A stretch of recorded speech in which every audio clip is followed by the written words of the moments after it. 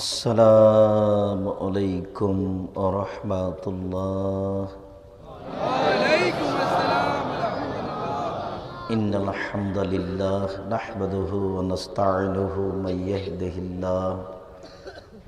ইয়াহদিহিল্লাহু ফালা মুযিল্লা লাহু ওয়া মান ইউযলিল ফালা হাদিয়া লাহু ওয়া আশহাদু আল লা ইলাহা ইল্লাল্লাহু ওয়াহদাহু লা শারীকা লাহু وأشهد أن محمدا عبده ورسوله أما بعد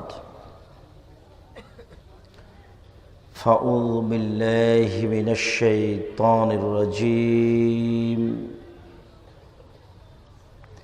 يا أيها الذين آمنوا اتقوا الله وكونوا مع الصادقين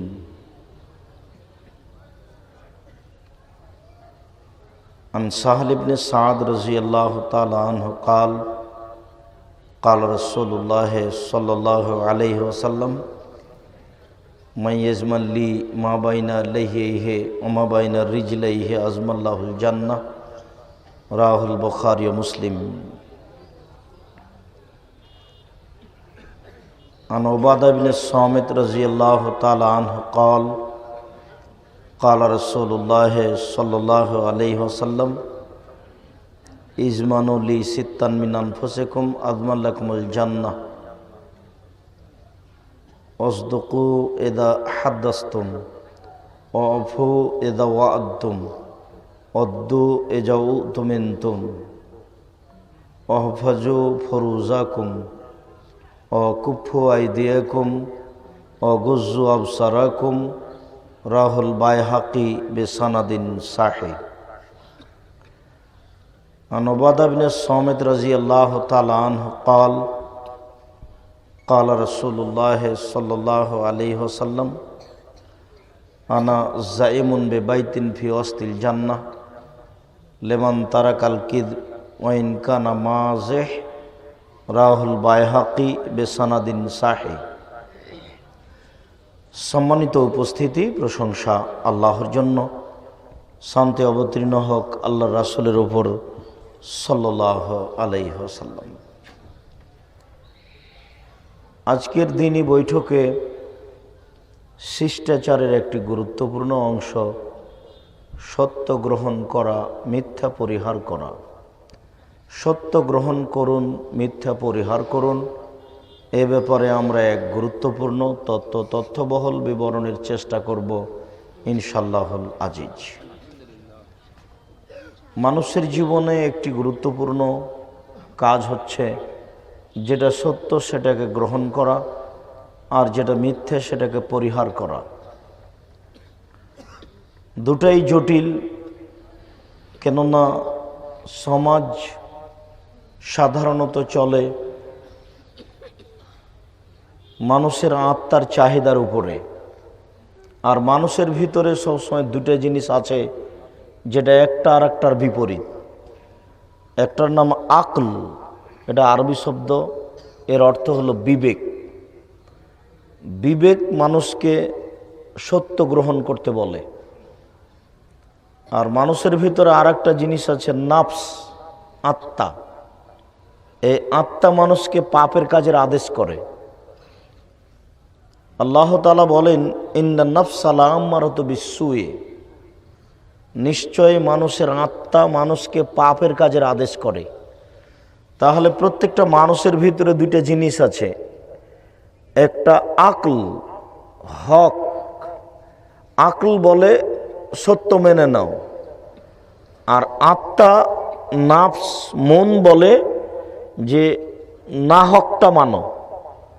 সবসময় মানুষের ভিতরে দুটা জিনিস কাজ করে। সাধারণত যেটা না হক সেটাই প্রাধান্য পায়। আত্মা সবসময় জয়ী হয়, যেটাতে মানুষকে পাপের কাজের আদেশ করে। যদিচ একটা হাদিসে এইভাবে এসেছে যে আল্লাহ তাআলা বিবেককে সৃষ্টি করার পরে বিবেককে বললেন, বিবেক আকল কুম, দাঁড়াও, ফাকামা, বিবেক দাঁড়ালো। বিবেক ইজলিস বসো, ফাজালাসা বিবেক বসলো, বিবেক আকবেল সামনের দিকে আসো, ফাকবালা বিবেক সামনের দিকে আসলো, বিবেক আতবের পিছে হটো, ফাদবারা বিবেক পিছে হটলো। তখন আল্লাহ তাআলা বলছেন বিবেক মনে রেখো, মা খালাক্ত খালকান হে আহসানু মিনকা আফজালু মিনকা ও আখযু বিকা ইয়াউমাল কিয়ামা।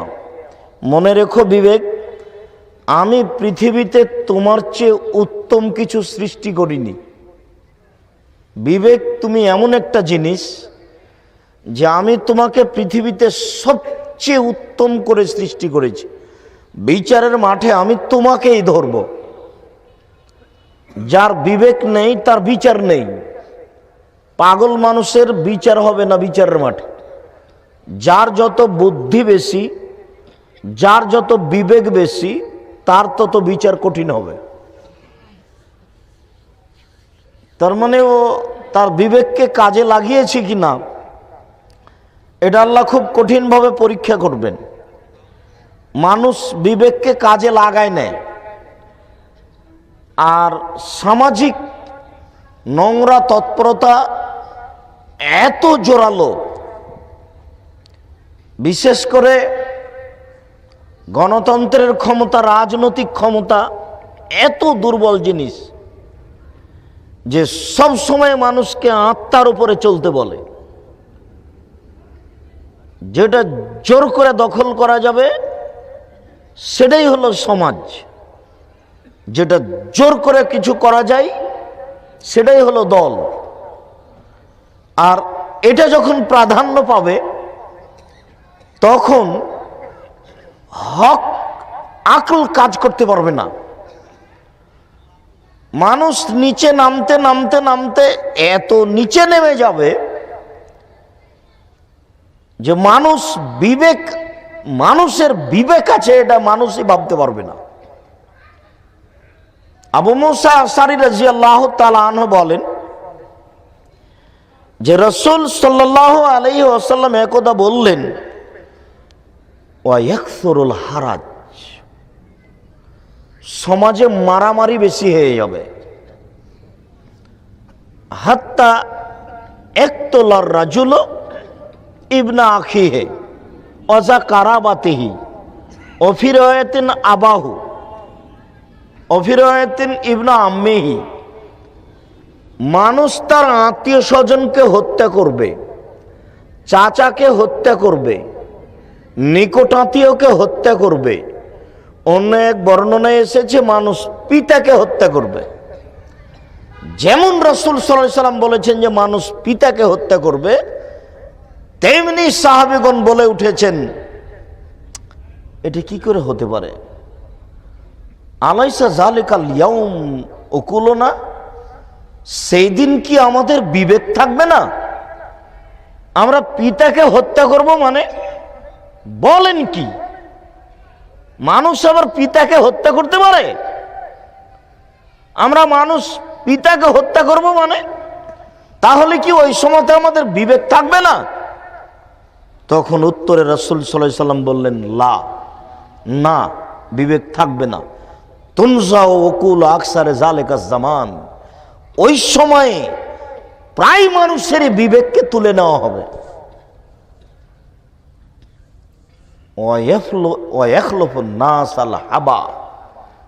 যারা বোকা, যারা নিম্ন শ্রেণীর মানুষ, তারাই সমাজের দায়িত্ব পালন করবে।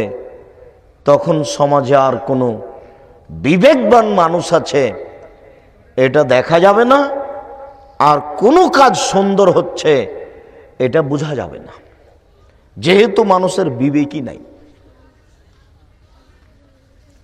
এই কথা বলতে বলতে একদা আল্লাহ রাসূল সাল্লাল্লাহু আলাইহি সাল্লাম বলেন, আবু মুসা আশআরী রাদিয়াল্লাহু আনহু বিবরণ শোনো, ইয়াতি আলাইকুম সানাওয়াতুন ওয়া খাদাআতুন, তোমাদের উপরে এমন একটা সময় চলে আসবে, পুরো সময়টা হবে প্রতারণায় পরিপূর্ণ।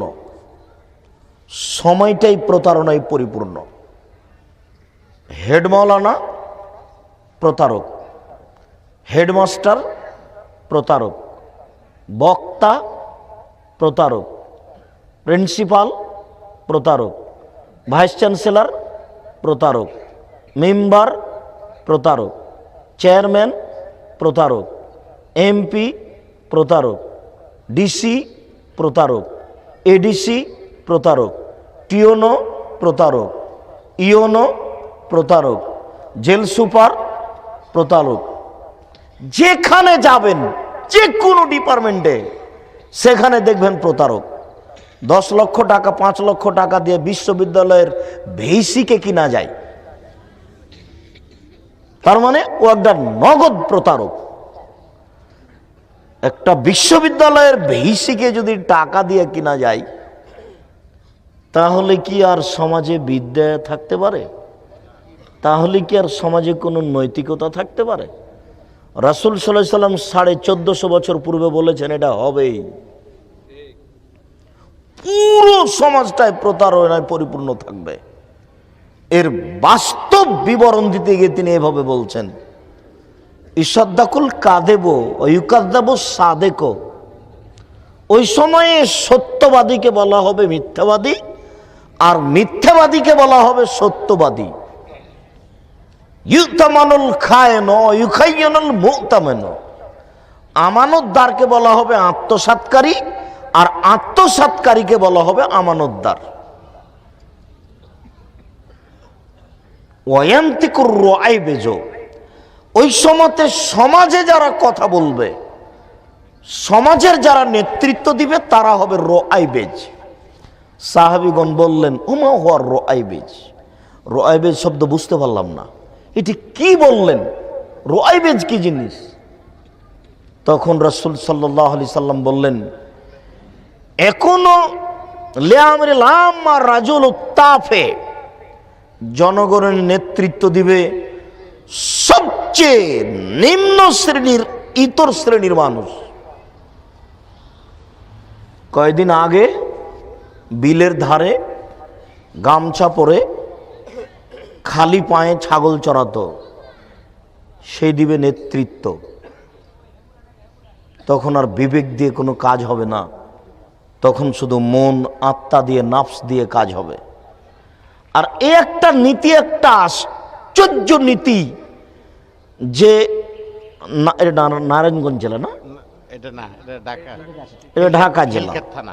একটা ঢাকা জেলার ডিসি বা নারায়ণগঞ্জ জেলার একটা ডিসি, একটা ডিসি কে এই ডিসি পদে আসতে কত যে পরীক্ষা দিতে হয়, আর কত শিক্ষা অর্জন করা লাগে, কত গ্লানি বহন করা লাগে। এরপরে তিনি হন ডিসি, এরপরে তিনি হন ডিস্ট্রিক্ট ম্যাজিস্ট্রেট। আর এই সমাজের নীতিতে মেয়র হয়েছেন একটা ভোটের জয়ী ভিত্তিতে। আমি দেখছি যে এই মেয়র কয়দিন আগে খালি পায়ে গামছা পরে বিলের ধারে ছাগল চড়াচ্ছিল।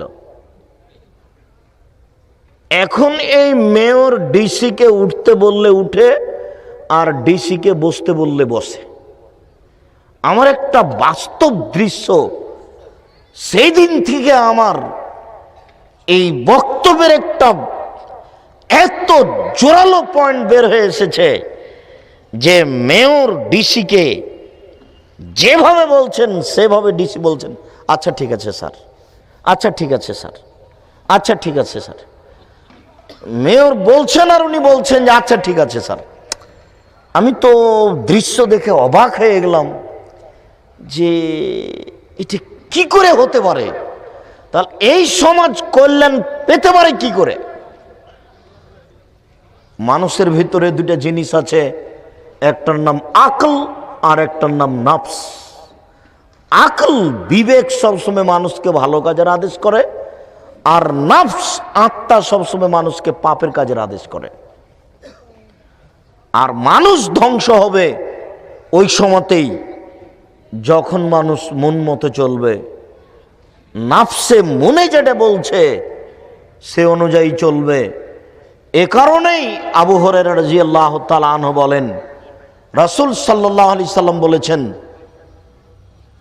হজবাতিল জান্নাত বিল মাকারেহে ও হজবাতিল নার বিশাহওয়াত, নিয়ম নীতি কষ্ট ক্লেশ দ্বারা জান্নাত ঘেরা আছে, আর প্রবৃত্তি মনের ইচ্ছে দ্বারা জাহান্নাম ঘেরা আছে। মানুষ যখন মন মতো চলবে তখন মানুষ জান্নাত পাবে না, জাহান্নাম পাবে। আর মন মতো চলবে প্রায় মানুষই। হক গ্রহণ করা খুব কঠিন, আর মিথ্যা পরিহার করা খুব কঠিন। কথায় কথায় মানুষের উদ্দেশ্য সফল করার জন্য মানুষকে মিথ্যা কথা বলা লাগে। ছেলে মায়ের কাছ থেকে টাকা নেবে মিথ্যা কথা বলে, ছেলে স্যারের কাছে মিথ্যা কথা বলছে, 10 টাকার কারণে একটা লোক মিথ্যা কথা বলছে, তার মানে মিথ্যা কোনো পাপের কাজ নয়। অথচ এই মিথ্যা না বললে সুলিও হবে না, ফাঁসিও হবে না। কিন্তু মিথ্যার আশ্রয় নিতে মানুষ সামান্যতম দ্বিধাবোধ করে না, করবে না। হক গ্রহণ করা তো খুবই কঠিন। হক গ্রহণ করা খুবই কঠিন কিনা একটু দেখি, আমি বাস্তব পরীক্ষা করে। এখন আবু হুরায়রা রাদিয়াল্লাহু তাআলা আনহু বলেন, রাসূল সাল্লাল্লাহু আলাইহি ওয়াসাল্লাম বলেছেন, সালাসা, 3 শ্রেণীর মানুষ রয়েছে, লা তাদখুলুনাল জান্নাতা আবাদা, তারা কখনো জান্নাতে যাবে না, তারা জাহান্নামে যাবেই। 3 শ্রেণীর মানুষ রয়েছে, তারা কখনো জান্নাতে যাবে না, তারা জাহান্নামে যাবেই। তার 1 শ্রেণীর মানুষ হচ্ছে মদমিনুল খামর, যারা নিয়মিত বিড়ি তামাক জর্দা সিগারেট গুল নেশাদার দ্রব্য খায় পান করে, তারা জাহান্নামে যাবেই। দেখি আজকে উপস্থিত সবাই আছেন, হক গ্রহণ করতে পারেন কিনা আজকে এখন বলেন। জিন্দেগিতে আর কোনোদিন সিগারেট মুখে দিব না, বলেন দেখি। হক গ্রহণ করা কত কঠিন দেখা যাবে, হক গ্রহণ করা কত জটিল। এক কথাতেই মনের ভিতরে 19-20 করছে যে কেমনে এটা গ্রহণ করি, টিকতে পারি কি না। তবে মনে রাখবেন, মানুষই টিকতে পারে, পশু প্রাণী পারে না। হক গ্রহণ করতে কে পারে? মানুষই পারে, পশু প্রাণী পারে না। পশু প্রাণীর উপরে এই বিধান দেওয়া হয়নি। আল্লাহ বলছেন যে আমি বিধান নিয়ম নীতি দিয়েছিলাম পাহাড়ের উপরে, আমি দিয়েছিলাম আকাশের উপরে, জমিনের উপরে দিয়েছিলাম, বলেছিলাম যে তোমরা নিয়ম নীতি মেনে চলো। আকাশ পাহাড় নাকচ করে দিয়েছে, না না না না, আমি ওরকম, আমরা নিয়ম নীতি মানতে পারবো না। হামালাহাল ইনসান, মানুষ এটা বহন করেছে, মানুষ বলেছে আমরা পারবো। যেমন মানুষ বলেছে পারবো, তেমনি আল্লাহ তাআলা বলছেন ইন্নাহু কানা যালুমান জাহুলা, মানুষ বড় জাহেল, মানুষ বড় জালেম। আরে পাহাড় বলল যে আমরা বিধান মানতে পারবো না, আমরা মানুষ বললাম যে হ্যাঁ পারবো, হক না হক মেনে চলতে পারবো। এই কথা বলতে বলতেই আল্লাহ আমাদেরকে বলছেন মানুষ বড় জাহেল, মানুষ বড় জালেম। তাহলে মেনে নিয়েই ভুল করলাম নাকি? কেন আল্লাহ আমাদেরকে বললেন মানুষ বড় জাহেল, মানুষ বড় জালেম?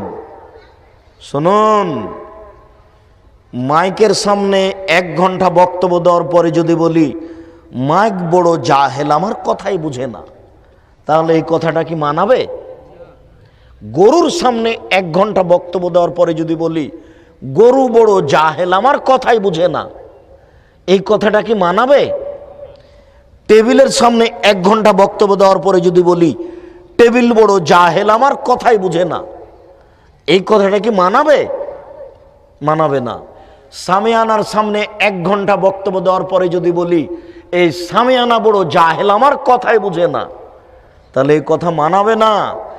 জাহেল কথাটা মানুষের সাথেই মানায়, জেনে মানে না যারা, তারাই হচ্ছে জালেম। জানার চেষ্টা করে না যারা, ইচ্ছে করলে জানতে পারবে, তারাই হলো জাহেল। টেবিলকে জাহেল বলা যায় না, এই বোতলটাকে জাহেল বলা যাবে না, মানুষকেই বলা যাবে। কেন? মানুষ চেষ্টা করলে বুঝতে পারবে, চেষ্টা করে না যারা তারাই হলো জাহেল, জানার পরে মানে না যারা তারাই হলো জালেম।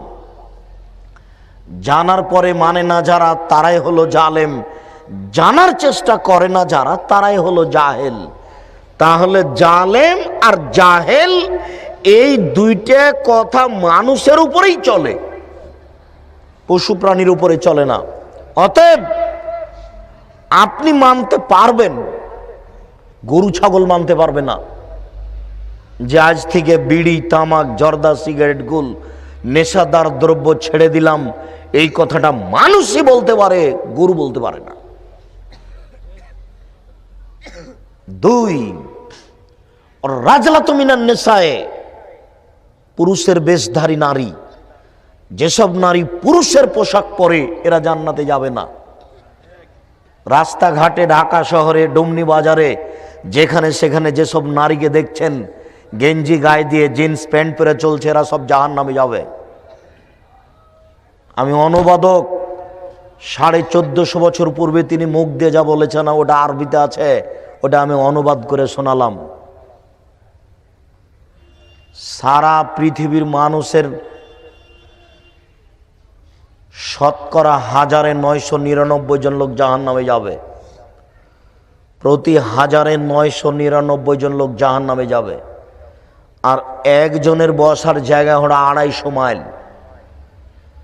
একজন জাহান্নামীর গায়ের চামড়া হবে 42 হাত মোটা। একজন জাহান্নামীর ডান কাঁধ থেকে বাম কাঁধের ব্যবধান হলো একটা দ্রুতগামী ঘোড়া 3 দিন 3 রাতের পথ। একজন জাহান্নামের উরু রান হবে বাইজা পাহাড়ের সমান মোটা। বাইজা পাহাড় হলো 39 কিলোমিটার লম্বা।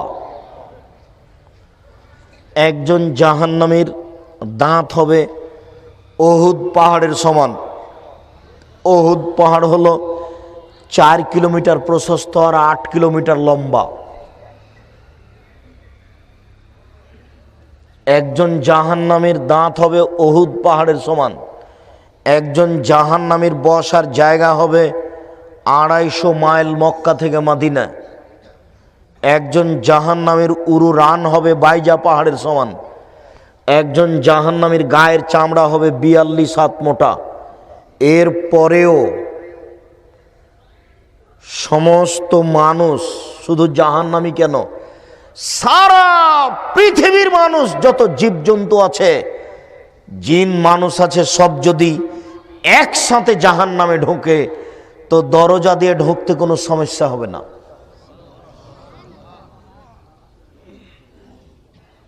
আর জাহান্নাম বলতে শুধু নারী আর নারী, জাহান্নাম বলতে শুধু নারী আর নারী, জাহান্নাম বলতে শুধু নারী আর নারী, কিছু পুরুষ 2-1 জন।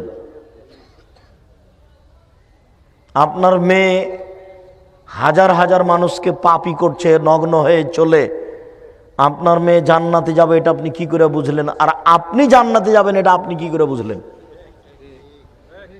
আপনার মেয়েকে যদি 10,000 মানুষ দেখে থাকে নগ্ন অবস্থায়, 10,000 মানুষে যত পাপ করেছে আপনার মেয়ে একাই তত করেছে। 10,000 মানুষে যত পাপ করেছে আপনি একাই তত পাপ করেছেন। এক পাপ 3 ভাগে বিভক্ত। 10,000 মানুষ, আপনি আর আপনার মেয়ে, এই 3 জন। এবার 3 জনে 3 10 হলো 30। আপনার মেয়েকে যদি 10,000 মানুষ নগ্ন অবস্থায় দেখে থাকে তাহলে 10,000 মানুষ পাপী। 10,000 মানুষ যত পাপ করেছে আপনার মেয়ে একাই তত করেছে। আপনার মেয়ে একাই যত করেছে আপনি একাই তত করেছেন। কেন? জন্ম দিয়েছেন আপনি, আমি দিনি। জন্ম দিয়েছেন আপনি, জবাব দিব আমি, এটা আপনি কি করে বুঝলেন? ওই যে এখনো আপনার মেয়ে ওই ঘরে বসে আছে মাথায় কাপড় না দিয়ে, জবাব আমি দিব? ওকে হিন্দুর মেয়ে, ওকে ইহুদির মেয়ে, শরম হয় না, লজ্জা হয় না? বিবাহ করেছেন কেন? আপনি মুসলিম নন, খারাপ লাগে না? লজ্জা থাকা উচিত। লজ্জা কি বেঁচে খেয়েছেন? মেয়ে নগ্ন হয়ে চলে কেন? আপনি মুসলমান নন, লজ্জা লাগে না, খারাপ লাগে না? লজ্জা কি বেঁচে খেয়েছেন? আবু হুরায়রা রাদিয়াল্লাহু তাআলা আনহু বলেন, রাসূল সাল্লাল্লাহু আলাইহি ওয়াসাল্লাম বলেছেন, আল হায়া ওয়াল ঈমানু কারনাউ জামিয়া, লজ্জা এবং ঈমান দুটো একসাথে জমা ধরে আছে। আচ্ছা, ওই ছেলেটা ও উঠে যাচ্ছে, আপনি খেয়াল করছেন না কেন? ও তো কথা বুঝতে পারে না। আর যার সামনে দিয়ে যাবে ও তো কথা ধরতে পারবে না। আমি তো আর আপনাকে কোনো কাহিনী শোনাতে আসিনি, আপনি ওইটা মনে করবেন না। পাথরের মতো বসে থাকতে হবে, প্রত্যেকটা কথাকে মনে করতে হবে 1 কোটি টাকা মূল্য। ওই যে দোকানে এখনো বসে আছে, আপনি জানো ওখানে বসে থাকেন, এখানে এসেছেন কেন? ওই যে দোকানে বসে আছে, চা খাচ্ছে, জবাব আমি দিব? ওর বাপ ওকে জন্ম দিয়েছে, ওর বাপ জবাব দিবে, আমি দিব কেন? ও জানে না যে আব্দুর রাজ্জাক সাহেব কথা বলতে এসেছে, আমি টিভি নিয়ে বসে আছি কেন? ও বুঝতে পারে না যে আমি দোকানে বসে আছি কেন? আব্দুর রাজ্জাক সাহেব কোনোদিন রূপক কথা বলে না, এটা তার জানা নাই, তার বাপ জানাতে পারেনি। জন্ম দিতে হলে আগে ক্ষমতা অর্জন করতে হবে, তারপরে আপনাকে হিসাব করে আমাকে কথা বলতে হবে। কে বলেছে? আমার হিসাবের লোক একজন, যার নাম মোহাম্মদ সাল্লাল্লাহু আলাইহি সাল্লাম। জন্ম দিয়েছেন আপনি, জবাব আপনি দিয়েন। ওই যে দোকানে বসে আড্ডা পিটছে, ওই জবাব আপনি দিয়েন। জবাবের জন্য প্রস্তুত হয়ে থাকেন। জাহান্নাম আপনার জন্য তৈরি করা হয়েছে, পশু প্রাণীর জন্য নয়। জাহান্নামে পশু প্রাণী যাবে না, মানুষই যাবে। আপনি অপেক্ষা করুন। মেয়ে দিয়ে জাতিকে পাপী করিয়ে নিয়ে জান্নাত কিনবেন মানে? এই হিসাব কি করে হলো? জান্নাত কি পৈতৃক সম্পত্তি?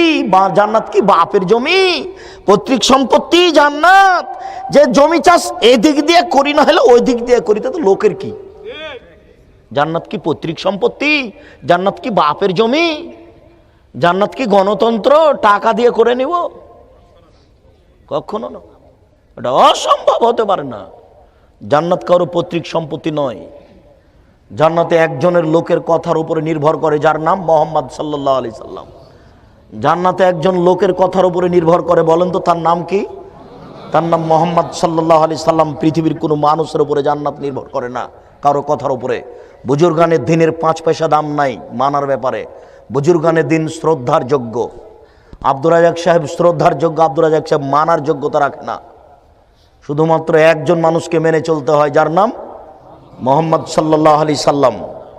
পৃথিবীর কোনো মানুষ 5 পয়সা দাম রাখে না এই ব্যাপারে।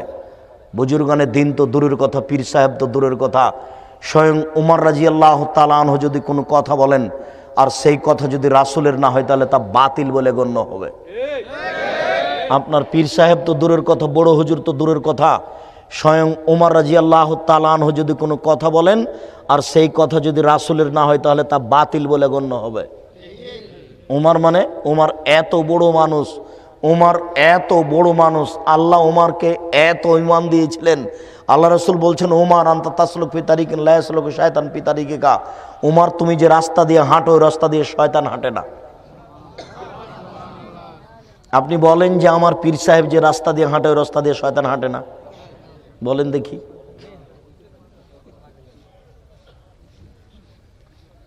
কেউ তো বলবে যে আপনার পীর সাহেবকে শয়তানি চালাই, না হলে অন্যায় করছে কেন? এরকম কথা বলবে কেন? মুখ দিয়ে বের করবে আল্লাহ এবং আল্লাহ রাসূল। আল্লাহ বলেছেন, আল্লাহ রাসূল বলেছেন, এইভাবে তাকে বলতে হবে। শুনুন, রাসূল সাল্লাল্লাহু আলাইহি সাল্লাম বলেন, লজ্জা এবং ঈমান দুটো একসাথে জমা ধরে আছে। এই যা রফিয়া আহাদুহুমা রফিয়াল আখারো, লজ্জা উঠে গেলে ঈমান চলে যায়, লজ্জা চলে গেলে ঈমান চলে যায়। লজ্জা এবং ঈমান একসাথে দুটা জমা ধরে আছে। লজ্জা যখন চলে যায়, ঈমান তখন চলে যায়। লজ্জা এবং ঈমান একসাথে দুটা জমা ধরে আছে। আব্দুল্লাহ ইবনে মাসউদ রাদিয়াল্লাহু তাআলা আনহু বলেন, রাসূল সাল্লাল্লাহু আলাইহি সাল্লাম বলেছেন, ইন্না লিকুল্লি দীনিন খুলুকান ওয়া খুলুকুল ইসলামিল হায়া। প্রত্যেকটা দিনের একটা, প্রত্যেকটা ধর্মের একটা চরিত্র রয়েছে। প্রত্যেকটা ধর্মের একটা চরিত্র রয়েছে। হিন্দু ধর্মের একটা চরিত্র রয়েছে, বৌদ্ধ ধর্মের একটা চরিত্র রয়েছে, খ্রিস্টান ধর্মের একটা চরিত্র রয়েছে, আর ইসলাম ধর্মের চরিত্র হলো লজ্জা। ইন্না লিকুল্লি দীনিন খুলুকানা খুলুকাল ইসলামেল হায়া। ইসলাম ধর্মের চরিত্র হলো লজ্জা। ইসলাম ধর্মের চরিত্র হলো লজ্জা। আবু হুরায়রা রাদিয়াল্লাহু তাআলা আনহু বলেন, আল হায়াউ মিনাল ঈমান ওয়াল ঈমান ফিল জান্নাহ। লজ্জাই হচ্ছে ঈমান, ঈমানই হচ্ছে জান্নাত। লজ্জাই হচ্ছে ঈমান, ঈমানই হচ্ছে জান্নাত। লজ্জাই হচ্ছে ঈমান, ঈমানই হচ্ছে জান্নাত। লজ্জা নেই যখন, ঈমান নেই তখন। ঈমান নেই যখন, জান্নাত নেই তখন। লজ্জা নেই যখন, ঈমান নেই তখন। ঈমান নেই যখন, জান্নাত নেই তখন। আব্দুল্লাহ ইবনে মাসউদ রাদিয়াল্লাহু তাআলা আনহু বলেন, রাসূল সাল্লাল্লাহু আলাইহি সাল্লাম বলেছেন, ইন্না মিম্মা আদরাকান নাস মিন কালামি নবুওয়াতিল উলা। পৃথিবীর সকল নবীর পক্ষ থেকে মানুষ একটি বাক্য পেয়েছে, যেই বাক্যটি আদম আলাইহিস সালাম বলেছিলেন, যেই বাক্যটি ইব্রাহিম আলাইহিস সালাম বলেছিলেন, যেই বাক্যটি মুসা আলাইহিস সালাম বলেছিলেন, যেই বাক্যটি আমাদের নবী বলেছেন। সকল নবীর পক্ষ থেকে মানুষ একটি বাক্য পেয়েছে। সেই বাক্যটি হলো এই, এজালাম তাস্তাহি ফাসনামা সেতা। যখন তুমি লজ্জা করবে না তখন তুমি সব কিছুই করতে পারো। যখন তুমি লজ্জা করবে না তখন তুমি সব কিছুই করতে পারো। টাকনুর নিচে প্যান্ট কেন? লজ্জা নাই এজন্য। সুদ খায় কেন? লজ্জা নাই এজন্য। ঘুষ দেয় কেন? লজ্জা নাই এজন্য। মিথ্যা কথা বলে কেন? লজ্জা নাই এজন্য। প্রতারণা দেয় কেন? লজ্জা নাই এজন্য। জমি দখল করে কেন? লজ্জা নাই এজন্য। সালাত আদায় করে না কেন? লজ্জা নাই এজন্য। দাড়ি চাঁচে কেন? লজ্জা নাই এজন্য। ফতোয়া গায়ে দিয়ে ল্যাংটা হয়ে আপনার মেয়ে বসে আছে কেন? লজ্জা নাই এজন্য। মাথায় কাপড় না দিয়ে বাজারে যায় কেন? লজ্জা নাই এজন্য। ছোট ব্লাউজ পরে আপনার স্ত্রী এ বাড়ি ও বাড়ি যায় কেন? লজ্জা নাই এজন্য। লজ্জা থাকে না যখন, ও সব কিছুই করতে পারে। লজ্জা থাকে না যখন, তখনও জান্নাতের আশা করতে পারে না। লজ্জাই হচ্ছে ঈমান, আর ঈমানই হচ্ছে জান্নাত। তাই তো রাসূল সাল্লাল্লাহু আলাইহি সাল্লাম বলেছেন, 3 শ্রেণীর মানুষ জাহান্নামে যাবেই। তার এক শ্রেণীর মানুষ হচ্ছে ওর রাজলাতু মিনান নিসায়ে, পুরুষের বেশধারী নারী। যে মেয়েটা প্যান্ট পরে আছে জিন্স কাপড়ের, বলেন তো দেখি আপনি তার লজ্জা আছে? ও মুরব্বী, আপনারই নাকি বেটি ওটা বসে আছে, ও কিটা হিন্দুর মেয়ে? খারাপ লাগে না? আপনি বলেন যে আমার মেয়ের লজ্জা আছে। আমার মেয়ে লজ্জা করে প্যান্ট পরে বাজারে ঘুরে। আমার মেয়ে লজ্জা করে প্যান্ট পরে বাজারে ঘুরে। আমি 3 চিল্লায় চলে গেছি লন্ডন, আমি মসজিদের এক পাশে বসে হাত তুলে দোয়া করে জান্নাত কিনে নিব। জান্নাত পড়ে আছে। অসম্ভব। জান্নাত কোনো খেলতামাশার জিনিস নয়। এটা আপনি যা মনে করেছেন তা ভুল সিদ্ধান্ত। হজবাতিল জান্নাত বিল মাকার হে, নিয়ম নীতি কষ্ট ক্লেশ দ্বারা জান্নাত ঘেরা আছে, মনের ইচ্ছা দ্বারা জাহান্নাম ঘেরা আছে। জাহান্নাম রাস্তায় পড়ে আছে, কুড়িয়ে নেন। জাহান্নাম যেখানে সেখানে পড়ে আছে, আপনি কুড়িয়ে নেন। জান্নাত তো সহজ নয়, খুব টাফ ব্যাপার। জান্নাত পাওয়া খুবই কঠিন। 3 শ্রেণীর মানুষ জান্নাতে যাবে না। দেখি আপনি হক মেনে নিতে পারেন কিনা। 3 অদায়ুস আল্লাযী ইকরফি আলী আল খাবাসা, যে তার বাড়িতে বেহায়ার সুযোগ দিয়েছে সে জান্নাতে যাবে না। যার মেয়ে নগ্ন পোশাকে স্কুল কলেজে যায় তার ও বাপ জান্নাতে যাবে না। যার স্ত্রী ছোট ব্লাউজ পরে বাজারে ঘুরে এ বাড়ি ও বাড়ি যায়, ও জান্নাতে যাবে না, ওর স্বামী যাবে না জান্নাতে। 3 শ্রেণীর মানুষ জান্নাতে যাবে না।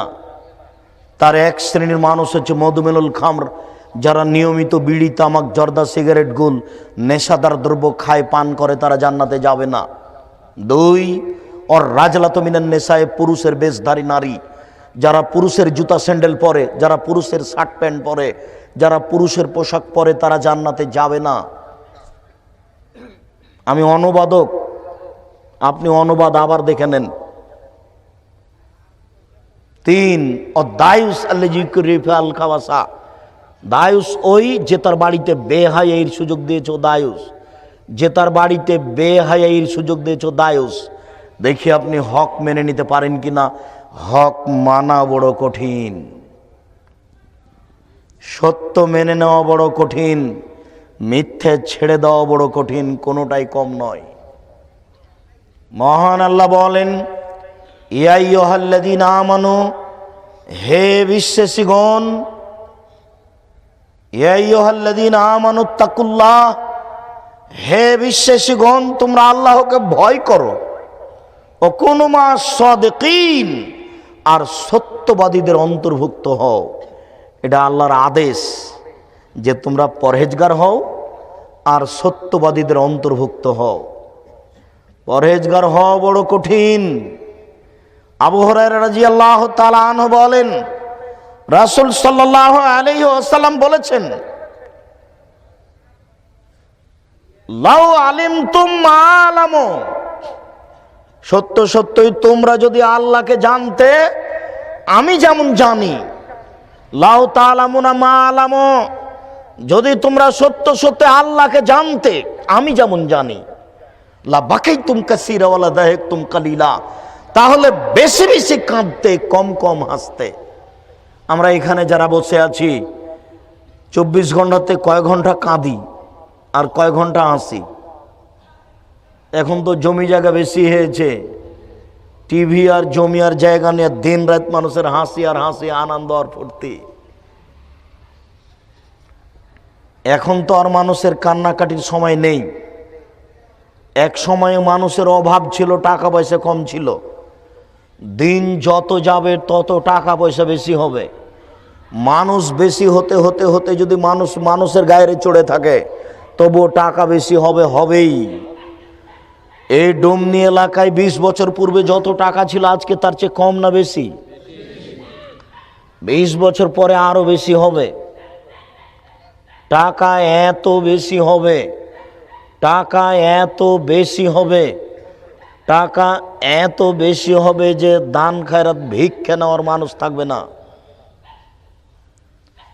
অর্থ সম্পদ এত বেশি হবে, একটা গাভীর দুধ খাবে একটা বংশ, একটা গাভীর দুধ খাবে একটা গ্রাম, আর একটা ডালিম খাবে একটা বংশ। আজ থেকে নিয়ে 15 বছর পূর্বে একটা গাভী দুধ দিত হাফ কেজি থেকে 3 কেজি, এখন একটা গাভী দুধ দেয় 3 কেজি থেকে 40 কেজি। 20 বছর পরে একটা গাভী কত দুধ দিবে তা মানুষ জানে না।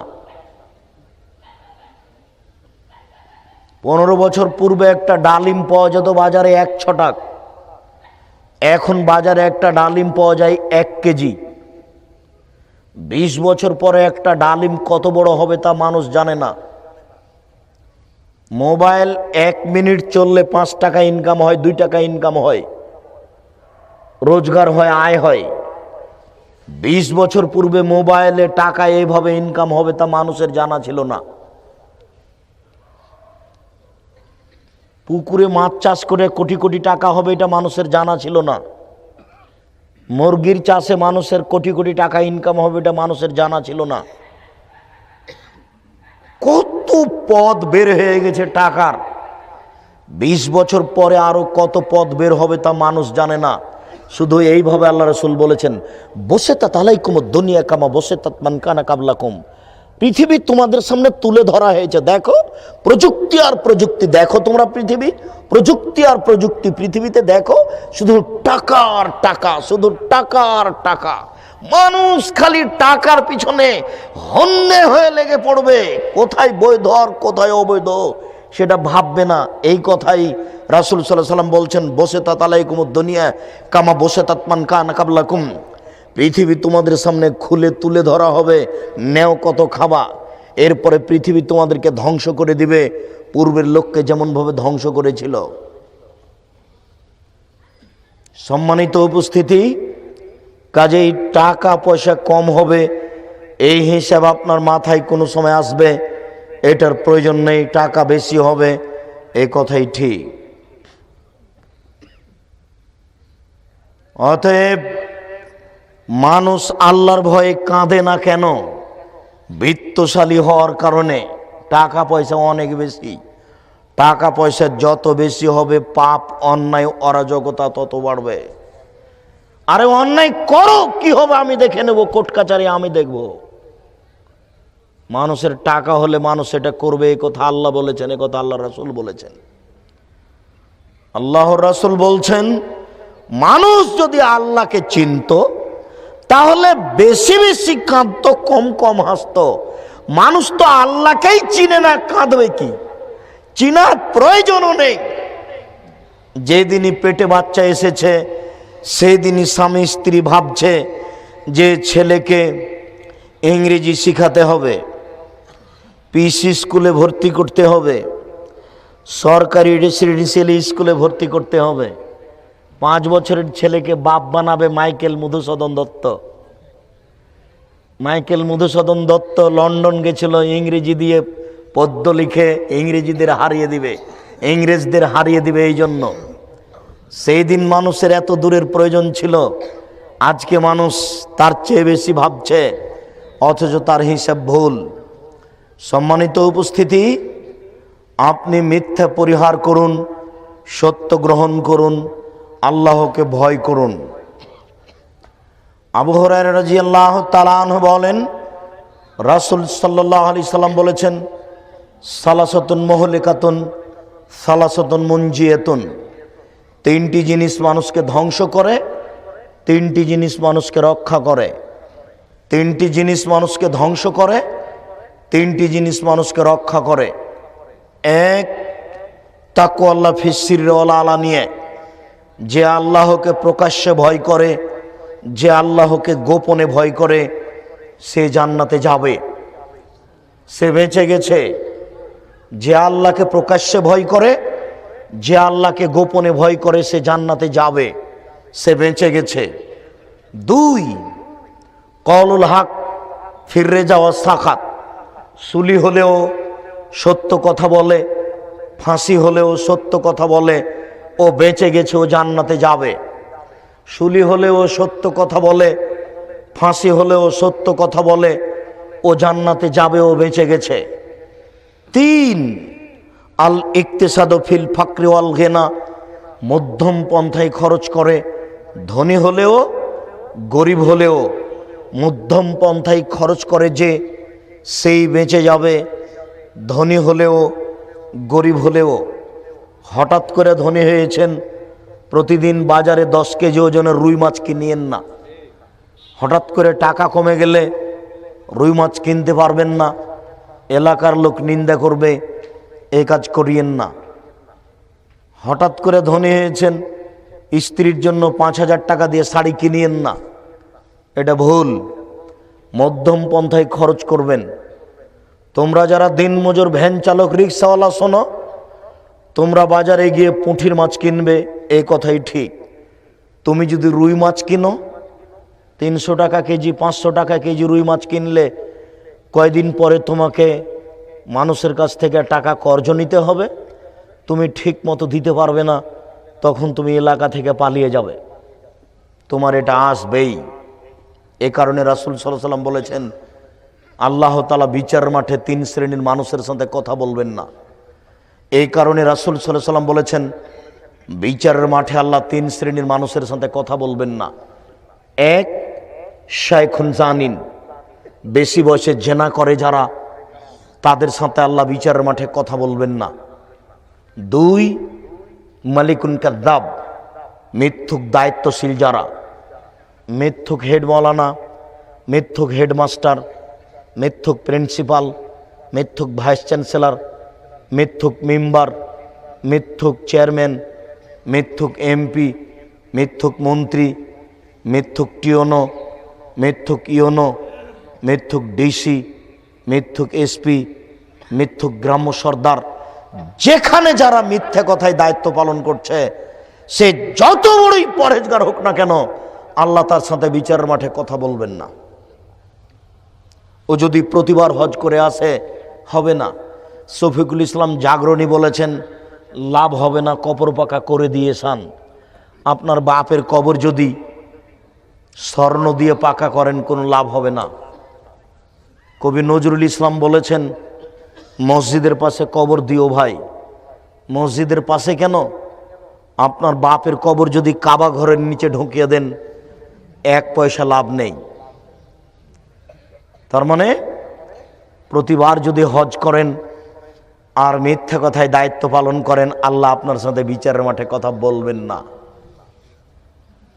আপনি যত বড়ই পরহেজগার হন না কেন, বক্তা সাহেব আপনি যত বড়ই পরহেজগার হন, আর আপনি যতই জাতির সামনে বক্তব্য দেন, আপনি মিথ্যা কথা দিয়ে বক্তব্য দিলে, মিথ্যার আশ্রয় নিলে আল্লাহ আপনার সাথে বিচারের মাঠে কথা বলবেন না।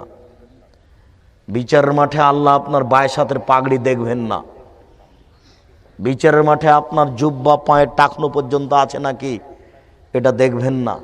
বিচারের মাঠ বড় কঠিন। বিচারের মাঠের একচ্ছত্র মালিক থাকবেন আল্লাহ তাআলা। সেখানে কোনো নবীও কথা বলতে পারবেন না অনুমতি ছাড়া। সম্মানিত উপস্থিতি, বলছিলাম 3টি কারণে মানুষ বেঁচে যায়, জান্নাতে যাবে। 1, প্রকাশ্যে আল্লাহকে ভয় করে যে, গোপনে আল্লাহকে ভয় করে যে। 2, ধনী হলেও মধ্যম পন্থায় খরচ করে, সুলি হলেও সত্য কথা বলে, ফাঁসি হলেও মিথ্যে কথা সত্য কথা বলে, সুলি হলেও সত্য কথা বলে, ফাঁসি হলেও সত্য কথা বলে, এ জান্নাতে যাবেই। 3, মধ্যম পন্থায় খরচ করে যে, সে জান্নাতে যাবে। মধ্যম পন্থায় খরচ করার ব্যাপারে আমরা আরেকটা হাদিস পেশ করেছি, 3 শ্রেণীর মানুষ জাহান্নামে যাবেই। তার 3য় শ্রেণীর মানুষ ছায়লুল মুস্তাকবির, গরিব গৌরবী যারা। গরিব গৌরবী যে, তার সাথে আল্লাহ বিচারের মাঠে কথা বলবেন না। একে তো গরিব মানুষ, দিন রাত তেমন ভালোভাবে দিন কাটেনি, এরপরে আল্লাহ বিচারের মাঠে কথা বলবেন না, এটা আবার কত বড় পাপ। কেন? এখানে আপনি রিক্সা নিয়ে দাঁড়িয়ে আছেন, আমি গিয়ে বলছি ভাই একটু তাড়াতাড়ি যেতে হবে চলেন, তো বলছে আমি এখন যাব না। আরে যাবা না মানে? তুমি তো এই কাজে এসেছো, যাবা না কেন? এ হলো গরিব গৌরবী, এর সাথে আল্লাহ বিচারের মাঠে কথা বলবেন না। তুমি রিক্সা নিয়ে এসেছো যাওয়ার জন্যই, তুমি যাব না কেন বলছো? জমিতে আমার ধান পেকে গেছে, বৃষ্টি হচ্ছে, আমি বলছি চলো ভাই ধানগুলো পেকে নষ্ট হয়ে গেল, ধানগুলো কাটতে হয়, বলছে 2 দিন কাজ করব না। এরই নাম গরিব গৌরবী। গরিব মানুষ বেশি দাম দিয়ে মাছ কিনবে কেন? গরিব মানুষ বেশি টাকা দিয়ে কাপড় কিনবে কেন? ওর ধ্বংস হবেই বিচারের মাঠে, ওর সাথে আল্লাহ কথাই বলবেন না। কত বড় জটিল বিষয় আপনি দেখেন। 3 শ্রেণীর মানুষের 1 শ্রেণীর হলেন মিথ্যুক দায়িত্বশীল, এ তো জাতির ক্ষতি করে, অনেক বড় পাপী। 2, বয়স্ক ব্যভিচার, খুব খারাপ কথা। 3, গরিব গৌরবী, এটা একটা কঠিন হয়ে গেল। গরিব মানুষ গৌরব করে, সেই জন্য আল্লাহ তার সাথে কথাই বলবেন না। কেন? ওর দ্বারা সমাজের ক্ষতি হয়। ওকে আল্লাহ গরিব করেছেন সমাজের উপকার করার জন্য। ও কেন গৌরব করবে, কেন কাজ করবে না? যখন তার শরীরে কুলাচ্ছে না বাড়ি চলে যাবে। মাঠে রাস্তায় থাকলে তাকে কাজ করতে হবে, এটাই নীতি। সম্মানিত উপস্থিতি, আমি বলছিলাম আল্লাহকে ভয় করলে জান্নাত হবেই। তার 3 শ্রেণীর মানুষ জান্নাত পাবে। ওয়াম্মাল মুহলিকাত সালাসা, 3টি কাজে মানুষ ধ্বংস হয়ে যায়। 1, হাওয়ান মুত্তাবা, প্রবৃত্তিকে মেনে নেয় যে, সে জাহান্নামে যাবেই। প্রবৃত্তিকে মানে কে? দাড়ি চাঁচে যে। প্রবৃত্তিকে মানে কে? টাকনোর নিচে প্যান্ট পরে যে। প্রবৃত্তিকে মানে কে? দোকানে বসে মানুষের বদনাম গিবাত করে যে। প্রবৃত্তিকে মানে কে? আজান হয়ে যায় তবু মসজিদে যায় না, গল্প জমায় যে। প্রবৃত্তিকে মানে কে? সুদ খায় যে। প্রবৃত্তিকে মানে কে? ঘুষ দেয় যে। প্রবৃত্তিকে মানে কে? মিথ্যে কথা বলে যে। প্রবৃত্তিকে মানে কে? দলীয় দাপটে জমি দখল করে যে। দল ক্ষমতাতে থাকলে জমি নিজের হাতে, সেই জমি যে জমির মালিক থাক আর না থাক তাতে আসে যায় না, ও জাহান্নামে যাবেই। প্রবৃত্তিকে মানে যে জাহান্নামে যাবে সে। মাথায় কাপড় দেয় না যে সব মহিলারা, তারা প্রবৃত্তিকে মানে। যারা পায়জামা পরে, চুস্ত পায়জামা পরে স্কুল কলেজে যায়, তারা প্রবৃত্তিকে মানে। যারা ছোট ব্লাউজ পরে রাস্তাঘাটে চলে, এরা প্রবৃত্তিকে মানে। প্রবৃত্তিকে মানে যে সে ধ্বংস হবেই, জাহান্নামে যাবেই। 2, সহনমতা, কৃপণতাকে মেনে নেয় যে। কৃপণ যে সে জাহান্নামে যাবে। রাসূল সাল্লাল্লাহু আলাইহি ওয়াসাল্লাম বলেছেন, লা ইয়াদখুলুল জান্নাতা বাখিল, কৃপণ জান্নাতে যাবে না। কৃপণ জান্নাতে যাবে না। রাসূল সাল্লাল্লাহু আলাইহি সাল্লাম সালাতে সালাম ফেরার পূর্বে এবং পরে বলতেন, আল্লাহুম্মা ইন্নী আউযু বিকা মিনাল বুখল, হে আল্লাহ, আমি তোমার কাছে কৃপণতা থেকে বাঁচতে চাই। আল্লাহ, আমি তোমার কাছে কৃপণতা থেকে বাঁচতে চাই। আল্লাহ, তোমার কাছে আমি কৃপণতা থেকে বাঁচতে চাই। অবশ্যই কৃপণতা খুব খারাপ জিনিস, যার ফলাফল জাহান্নাম। কৃপণ জান্নাতে যাবে না। 3, এজাবুল মারে বেনাফসেহি, আত্ম অহংকারী যে সে জান্নাতে যাবে না। অহংকার করে যে সে জাহান্নামে যাবে। মানুষকে তুচ্ছ দৃষ্টিতে দেখে যে সে জাহান্নামে যাবে। মানুষকে মূল্যায়ন করে কথা বলে না যে সে জাহান্নামে যাবে। মুরব্বীদেরকে মূল্যায়ন করে না যে সে জাহান্নামে যাবে। বিত্তশালীর অহংকার করে যে জাহান্নামে যাবে সে। দলীয় দাপট দেখায় যে জাহান্নামে যাবে সে। যারা এরকম ভাবে চলে তাদের জন্য জাহান্নাম সুনিশ্চিত। 3 শ্রেণীর মানুষ জাহান্নামে যাবে। 1, প্রবৃত্তিকে মানে যে। 2, কৃপণতা করে যে। 3, অহংকারী যে। এরা জাহান্নামে যাবে। সম্মানিত উপস্থিতি, আমরা বলছিলাম আল্লাহ তাআলা বলছেন, তোমরা সত্যবাদীদের অন্তর্ভুক্ত হও। মহান আল্লাহ বলেন, অযকুর ফিল কিতাবি ইব্রাহিম ইন্নাহু কানা সিদ্দিকান নবিয়্যা। মুহাম্মদ সাল্লাল্লাহু আলাইহি সাল্লাম, আপনি ইব্রাহিমকে স্মরণ করুন, নিশ্চয় ইব্রাহিম ছিলেন সত্যবাদী। মহান আল্লাহ বলেন, ইন্নাল্লাহা লা ইয়াহদি মান হুয়া মুসরিফুন কাযযাব। নিশ্চয় যে ব্যক্তি মিথ্যুক, আল্লাহ তাকে হেদায়েতের পথ দেন না। যারা মিথ্যে কথার আশ্রয় নেই, আল্লাহ তাদেরকে হক পথ দেখান না।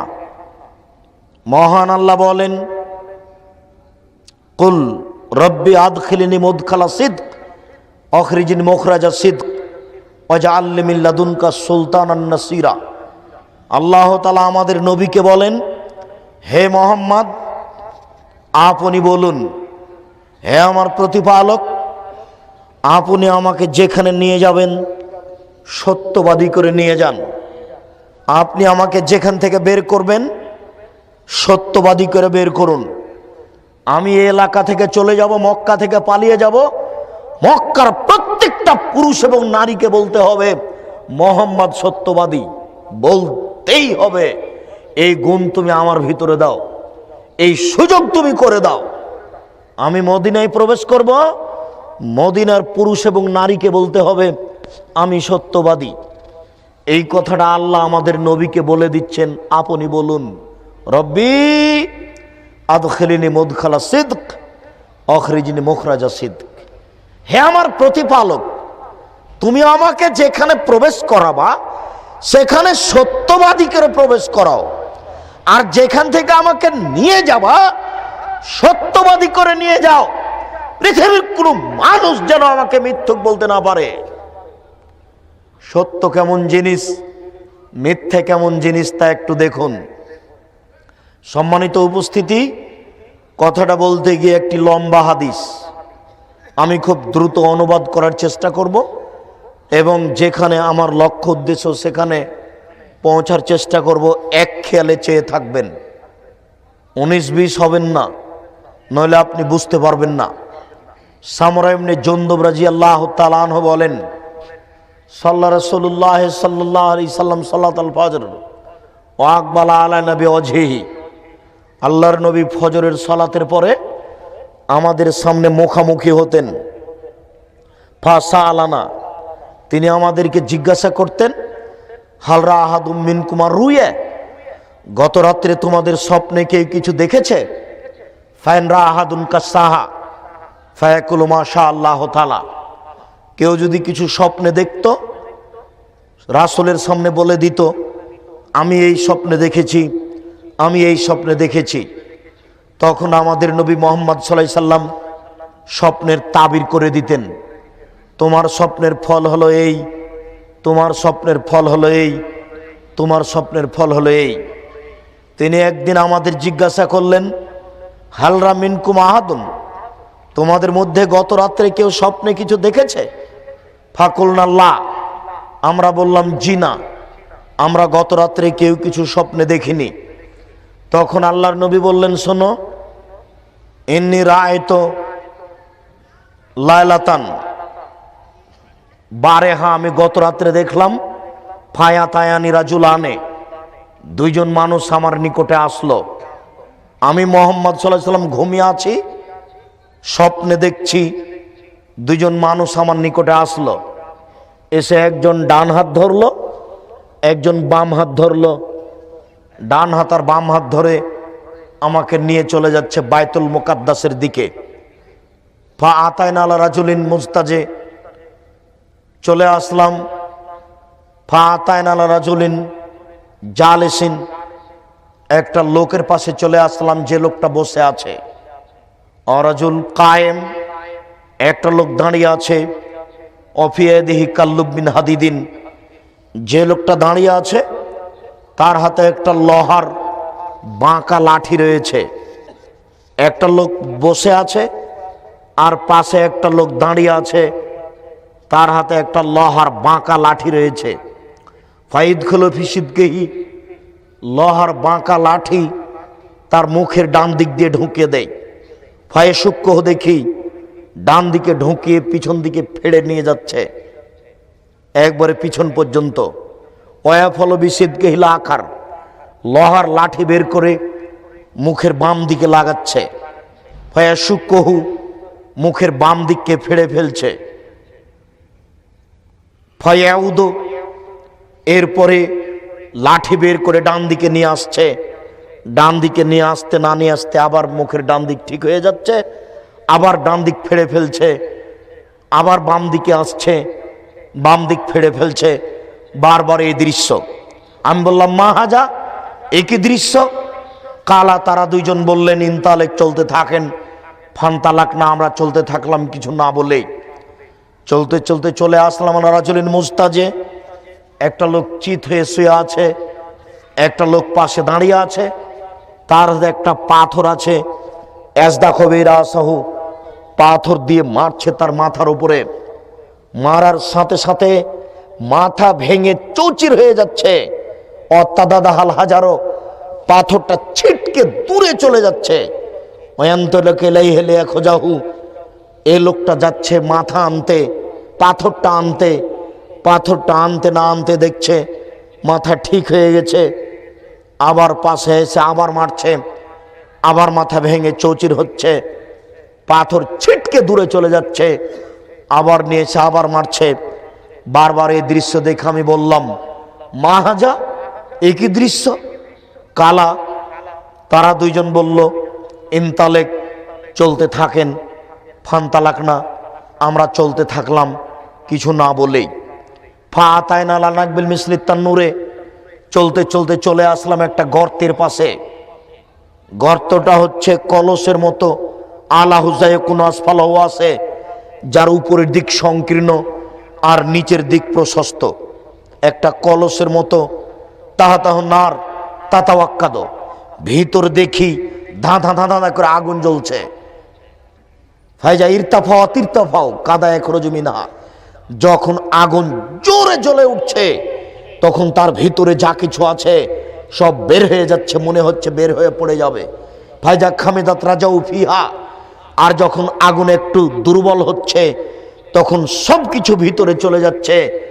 দেখি ফিহারে জালুন নেশা, তাতে নারী এবং পুরুষ উলঙ্গ হয়ে আছে। উলঙ্গ অবস্থায় আগুনের ভিতরে জমা ধরে আছে, জ্বলছে, ধাঁধা ধাঁধা করে জ্বলতে জ্বলতে উপরে চলে যাচ্ছে, আবার নিচে আসছে, আবার উপরে যাচ্ছে। এই দৃশ্য দেখে বললাম মাহাজা, একই দৃশ্য। কালা তারা দুইজন বললেন ইনতালেক, চলতে থাকেন। ফান তালাক না, চলতে থাকলাম, কিছু বললাম না। ফাহাতায়না লাহনির মিন দামিন, আস্তে আস্তে চলে আসলাম, দেখি একটা রক্তের নদী। নদীতে শুধু রক্ত রক্ত, পানি নেই। অভিশাত্তির নাহারেরা জুলুন, রক্তের নদীর মাঝামাঝিতে একটা লোক রয়েছে, আর একটা লোক পাশে দাঁড়িয়ে আছে। যে লোকটা পাশে দাঁড়িয়ে আছে তার হাতে একটা পাথর আছে।